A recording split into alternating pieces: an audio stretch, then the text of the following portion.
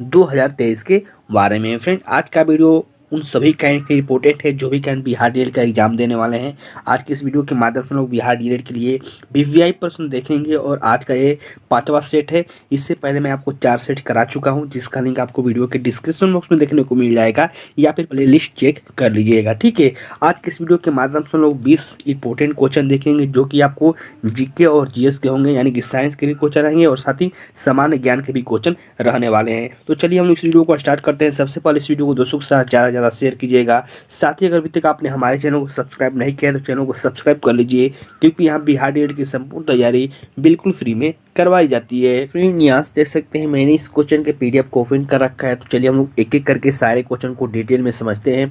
इससे पहले आपसे रिक्वेस्ट है कि इस वीडियो को शुरू से लेकर लास्ट तक देखें और वीडियो समाप्त हो जाने के बाद कमेंट बॉक्स में आप अपना स्कोर जरूर शेयर करें कि आखिरकार कितने क्वेश्चन का राइट आंसर आपने दिया हुआ है। ठीक है, पहला क्वेश्चन यहाँ पर देखिए मेंशन किया गया है, किस साम्राज्य के शासनकाल को भारतीय सभ्यता का स्वर्ण युग कहा जाता है।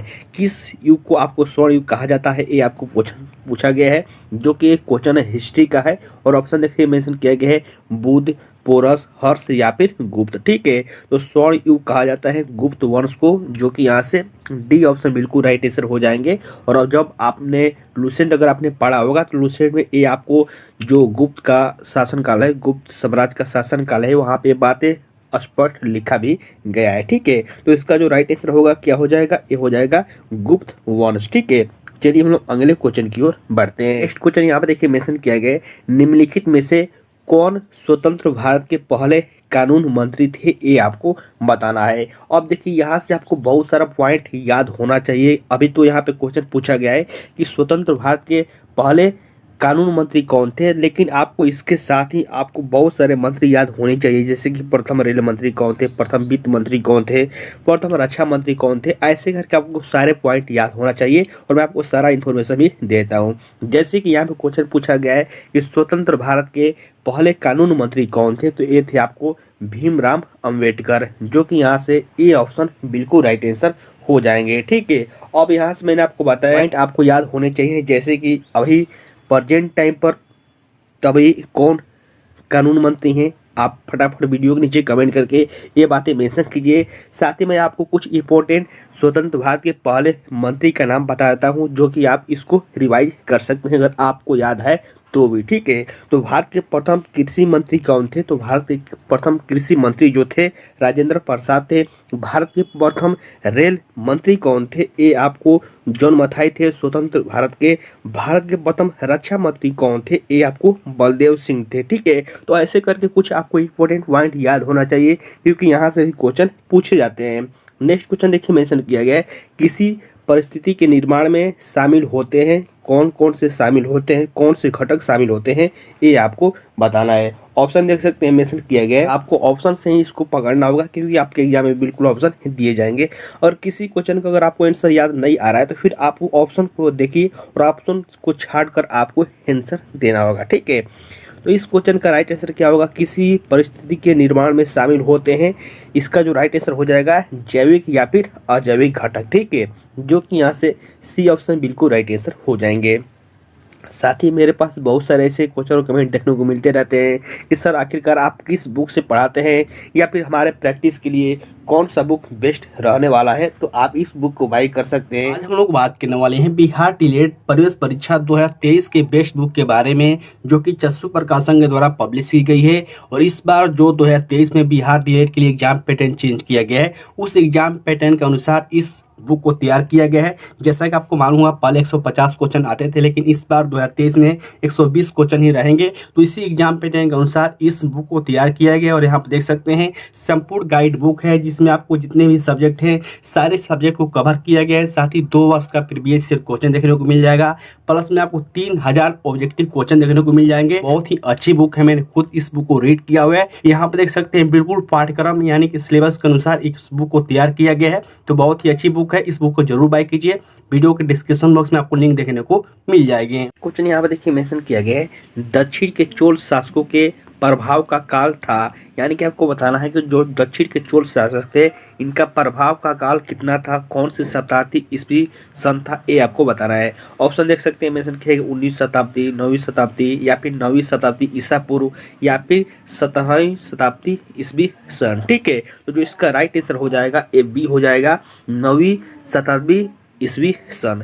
अब आपको कुछ इंपॉर्टेंट पॉइंट याद होना चाहिए चोल वंश से संबंधित कि चोल वंश के संस्थापक कौन थे। तो चोल वंश के जो संस्थापक थे वो आपको विजयालय थे, जिनकी राजधानी कहाँ थी, ये आपको तंजाय या फिर तंजासुर थी, जो कि आप सभी कैंट को याद होना चाहिए। इसके जो प्रथम राजा जी थे चोल वंश के वो कौन थे, ये थे आपको राजा राज प्रथम, जो कि ये भी क्वेश्चन बार बार क्वेश्चन पूछा जाता है, तो आप इस क्वेश्चन को भी याद रखिएगा। नेक्स्ट क्वेश्चन यहाँ पर देखिए मेंशन किया गया है, आगा खां महल किस राज्य में स्थित है। ठीक है, अब बहुत सारे कैंडिडेट को लग सकता है कि जो आगा खां कोई ट्रॉफी है, ट्रॉफी जरूर है, लेकिन यहाँ पे क्वेश्चन पूछा गया है कि आगा खां महल किस राज्य में स्थित है। ऑप्शन देख सकते हैं केरल, उत्तर प्रदेश, महाराष्ट्र या फिर मध्य प्रदेश। तो जो आपको आगा खां महल है ये आपको महाराष्ट्र में स्थित है, यानी कि यहाँ से सी ऑप्शन बिल्कुल राइट आंसर हो जाएंगे इस क्वेश्चन के। साथ ही आपको ये भी बात याद होना चाहिए कि 1942 ईस्वी में जो भारत छोड़ो आंदोलन के दौरान महात्मा गांधी को गिरफ्तार करके आगा खां महल में ही रखा गया था। ठीक है, तो इससे पॉइंट ए जुड़ रहा था, तो मैंने आपको बता दिया। नेक्स्ट क्वेश्चन यहाँ पे देखिए मेंशन किया गया है, भारतीय रिजर्व बैंक की स्थापना कब हुई थी, ये आपको बताना है, यानी कि आरबीआई की स्थापना कब हुआ था ये आपको बताना है। तो आप सभी कर जानते हैं कि 1 अप्रैल 1935 ईस्वी में आरबीआई की स्थापना हुआ था, जो कि बहुत ही फेमस क्वेश्चन है और बार बार क्वेश्चन रिपीट भी होता रहता है।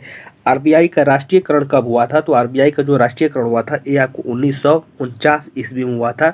कभी कभी आपको स्थापना न पूछकर राष्ट्रीयकरण भी पूछ लिया जाता है, तो आरबीआई का जो राष्ट्रीयकरण हुआ था ये आपको 1949 ईस्वी में हुआ था। ठीक है, साथ ही आरबीआई के जो प्रथम भारतीय गवर्नर थे वो कौन थे, ये थे आपको सीडी देशमुख, प्रथम भारतीय। तो आपको ये भी बात याद होना चाहिए क्योंकि यहाँ से भी क्वेश्चन पूछे जाते हैं। ठीक है, तो यहाँ पर देखिए मेंशन किया गया है, भारत में गरीबी रेखा को मापने के लिए उपयोग किए जाने वाला एक निर्वाह कारक कौन सा है, ये आपको बताना है।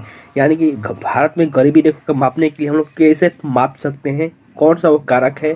ऑप्शन देख सकते हैं मेंशन किए गए, शिक्षा, परिवहन, समानता या फिर इंटरनेट। तो इसको आप ऑप्शन के अनुसार ही छाड़ सकते हैं, जो कि है शिक्षा। ठीक है, शिक्षा के अनुसार आप यहाँ पे भारतीय गरीबी रेखा को मापने के लिए प्रयोग कर सकते हैं, यानी कि यहाँ से ए ऑप्शन बिल्कुल राइट आंसर हो जाएंगे। नेक्स्ट क्वेश्चन यहाँ पर देखिए मेंशन किया गया है, निम्नलिखित में से कौन सा एक कायांतरित चट्टान नहीं है। आपको यहाँ पे ध्यान से क्वेश्चन पढ़ना है कि पूछा जा रहा है कौन सा नहीं है। ऑप्शन देख सकते हैं स्लेट, चूना पत्थर या फिर नाइस या फिर संगमरमर। तो आपको कायांतरित चट्टान कौन सा नहीं है, तो वो आपको है चूना पत्थर, जो कि यहाँ से बी ऑप्शन बिल्कुल राइट आंसर हो जाएंगे।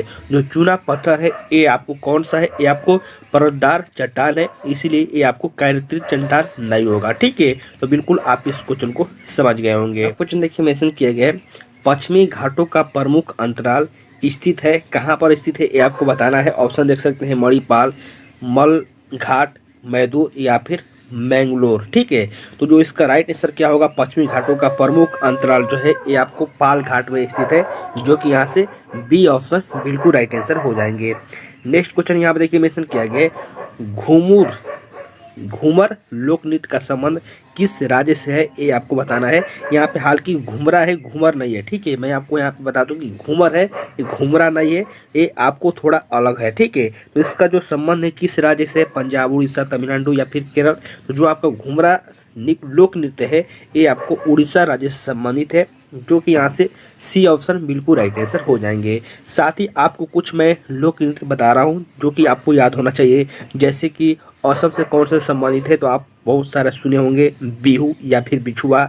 जो छऊ है ये आपको झारखंड से संबंधित है, या फिर जो मुखौटा है अरुणाचल प्रदेश से संबंधित है, और जो पंजाब में है ये आपको भांगड़ा और गिद्दा है। ठीक है, तो ऐसे करके आपको क्वेश्चन याद होना चाहिए, यहाँ से भी क्वेश्चन पूछे जाते हैं। नेक्स्ट क्वेश्चन देखिए मेंशन किया गया, विश्व की सबसे गहरी झील कौन सी है, ये आपको बताना है। तो विश्व की सबसे जो गहरी झील है ये आपको बैकाल झील है, जो कि यहाँ से ए ऑप्शन बिल्कुल राइट आंसर हो जाएंगे। विश्व की सबसे बड़ी झील कौन सी है, तो ये आपको कैस्पियन सागर है। ठीक है, तो ऐसे करके आपको बहुत सारा क्वेश्चन याद होना चाहिए, झील से संबंधित भी आपको क्वेश्चन देखने को मिलते रहते हैं। क्वेश्चन यहाँ पे देखिए मेंशन किए गए हैं, किसी सफ़ेद कपड़े में लगाकर करी या दाग साबुन लगने पर लाल भूरे रंग में बदल जाता है, क्योंकि साबुन की प्रकृति कैसी होती है। देखिए क्वेश्चन कितना बड़ा आपको घुमा कर पूछा गया है, लेकिन जो इसका क्वेश्चन है बहुत ही सिंपल है। सिर्फ आपको यहाँ पे पूछा यही गया है कि साबुन की प्रकृति कैसी होती है। यहाँ पे सिर्फ आपको घुमाया गया है ऐसे कैसे करके, जो कि उसमें कोई लॉजिक ही नहीं है। आपको सिंपल से बताना है कि साबुन की प्रकृति कैसी होती है। जो तो साबुन को जो प्रकृति होती है ये आपको क्षारीय होती है, जो कि यहाँ से सी ऑप्शन बिल्कुल राइट आंसर हो जाएंगे। ठीक है, यहाँ पे देखिए क्षारीय भी दिया गया है और यहाँ पे क्षारकीय भी दिया गया है, तो इन दोनों में अंतर है। तो बिल्कुल आप याद रखिएगा, इसका जो राइट आंसर हो जाएगा ये आपको क्षारकीय हो जाएगा। नेक्स्ट क्वेश्चन देखिए मेंशन किए गए, ब्रिटिश शासकों ने भारत पर लगभग कितने वर्षों तक शासन किया था। ये क्वेश्चन बहुत ही इंपॉर्टेंट है।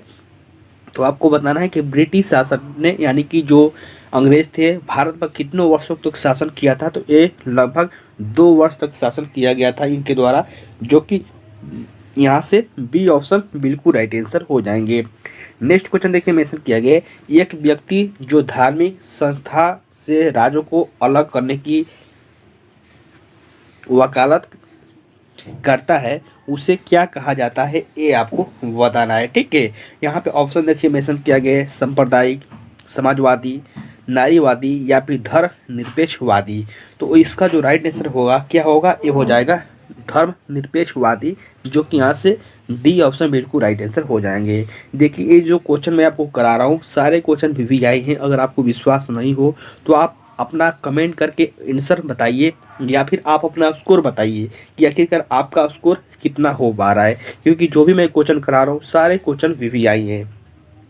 नेक्स्ट क्वेश्चन देखिए मेंशन किया गया है, 1965 के भारत पाकिस्तान युद्ध के दौरान भारत का नेतृत्व करने वाला प्रधानमंत्री कौन था। यानी कि 1965 में जो भारत पाकिस्तान का युद्ध हुआ था उस समय भारत का प्रधानमंत्री कौन था, ये आपको बताना है। तो उस समय जो भारत के प्रधानमंत्री थे वो आपको लाल बहादुर शास्त्री थे, जो कि यहाँ से सी ऑप्शन बिल्कुल राइट आंसर हो जाएंगे। साथ ही आपको याद होना चाहिए कि जो 1999 ईस्वी में कारगिल युद्ध हुआ था उस समय भारत के प्रधानमंत्री कौन थे। तो उस समय भारत के प्रधानमंत्री अटल बिहारी वाजपेयी थे। ठीक है, साथ ही आपको याद होना चाहिए कि जो 1971 ईस्वी में भारत और पाकिस्तान के समय जो युद्ध हुआ था उस समय भारत के प्रधानमंत्री कौन थे। तो उस समय इंदिरा गांधी भारत की प्रधानमंत्री थी। ठीक है, तो ऐसे करके किसी भी क्वेश्चन को पढ़ेंगे तो आपको लंबे समय तक याद रहते हैं। नेक्स्ट क्वेश्चन देखिए मेंशन किया गया, पौधों में प्रकाश संश्लेषण प्रकाश ऊर्जा को किस ऊर्जा में परिवर्तित कर देता है, ये आपको बताना है। तो बहुत ही सिंपल क्वेश्चन है, प्रकाश संश्लेषण जो है प्रकाश ऊर्जा को रासायनिक ऊर्जा में बदल देता है, जो कि यहाँ से ए ऑप्शन बिल्कुल राइट आंसर हो जाएंगे। साथ ही आपको मैंने बताया था कि जो पौधों की पत्तियां होती है उनका रंग हरा क्यों होता है, ये आपको क्लोरोफिल के कारण होता है, जो कि यहाँ से ये बात याद होना चाहिए क्योंकि ये रिलेटेड है। ठीक है, नेक्स्ट क्वेश्चन देखिए मेंशन किया गया है, वस्तु एवं सेवा कर लागू करने पर भारत बन गया, क्या बन गया, ये आपको बताना है। ठीक है, तो इसका जो राइट आंसर होगा क्या होगा, ये इसका राइट आंसर हो जाएगा एक समान बाजार बन गया। ठीक है, नेक्स्ट क्वेश्चन देखिए मेंशन किया गया है, मटकी किस राज्य की नृत्य शैली है, ये आपको बताना है।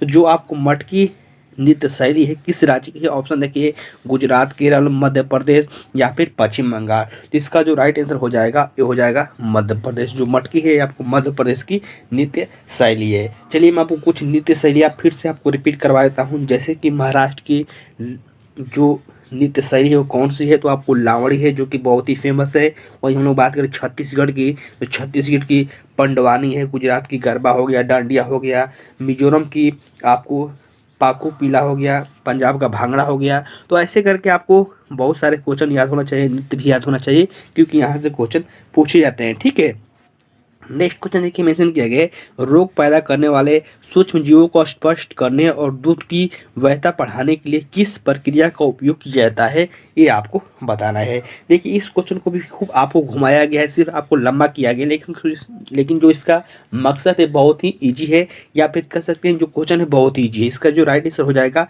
पाचुकरण होगा, जो कि पूछा गया है कि दूध का फिर से मैं रिपीट करता हूँ, दूध की वहता बढ़ाने के लिए किस प्रक्रिया का उपयोग किया जाता है? तो पाचुकरण का किया जाता है, जो कि यहाँ से ये ऑप्शन बिल्कुल राइट आंसर हो जाएंगे।